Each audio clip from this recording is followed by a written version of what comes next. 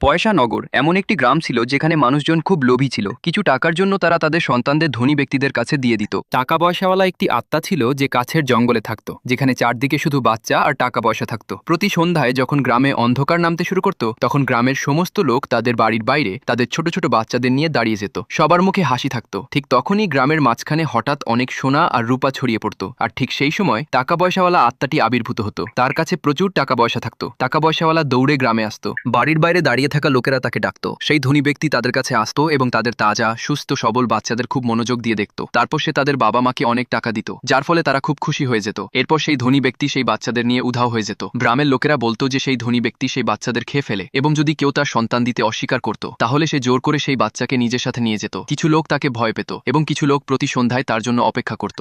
একদিন পয়সানগরে দুজন লোক এলো, সরতাজ এবং তার ছেলে সোহেব। সরতাজ একজন গরিব কৃষক ছিল যে দিনরাত পরিশ্রম করত শুধুমাত্র তার ছেলের জন্য। কিন্তু সোহেব একটি দুষ্টু ছেলে ছিল যে কখনো কারো কথা শুনত না, শুধু সবসময় বদমাশি করত।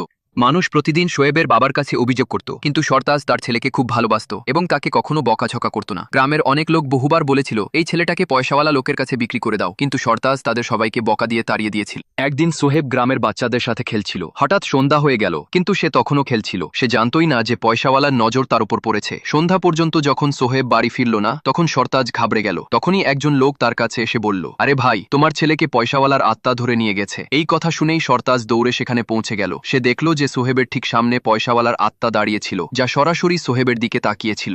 সরতাজ কিছু করার আগেই পয়সাওয়ালা সোহেবকে নিয়ে উধাও হয়ে গেল। সরতাজ শুধু তাকিয়ে রইল। তখন লোকেরা বলল, তোমার ছেলে আর কখনো ফিরে আসবে না, পয়সাওয়ালা তাকে নিজের জঙ্গলে নিয়ে গেছে। এটা শুনে সরতাজ বলল, আমি আমার ছেলেকে ওই জঙ্গল থেকে অবশ্যই ফিরিয়ে আনবো। সরতাজ প্রস্তুতি নিল এবং রাতের অন্ধকারে গাড়ি নিয়ে বেরিয়ে পড়ল।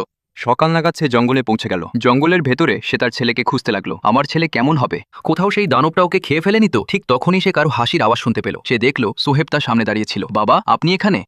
এই জায়গাটা খুব দারুণ, আর এখানে আমার অনেক বন্ধু আছে। সরতাজ অবাক হয়ে গেল। সে তার চারপাশে দেখল জঙ্গলে চারদিকে দোলনা লাগানো ছিল, আর যত অপহৃত শিশু ছিল সবাই আনন্দে খেলছিল। সরতাজ কিছুই বুঝতে পারছিল না। তখন হঠাৎ পয়সাওয়ালা সেখানে হাজির হলো আর বলল, আমার বাচ্চাদের খুব পছন্দ।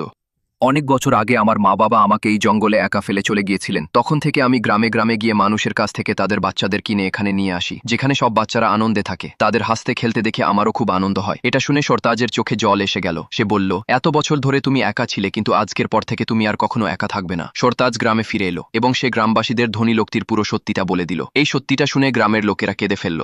যাকে আমরা বছরের পর বছর ধরে শয়তান ভাবতাম, সে তো একজন নিষ্পাপ মানুষ ছিল। সেই সন্ধ্যায় গোটা গ্রাম জঙ্গলে পৌঁছে গেল। ধনী ব্যক্তিটি তাদের সবাইকে দেখে খুব খুশি হলো। সরতাজ আর সোহেব হেসে বললেন, আজ থেকে তুমি একা নও, এখন তো সবাই তোমার সাথে আছে।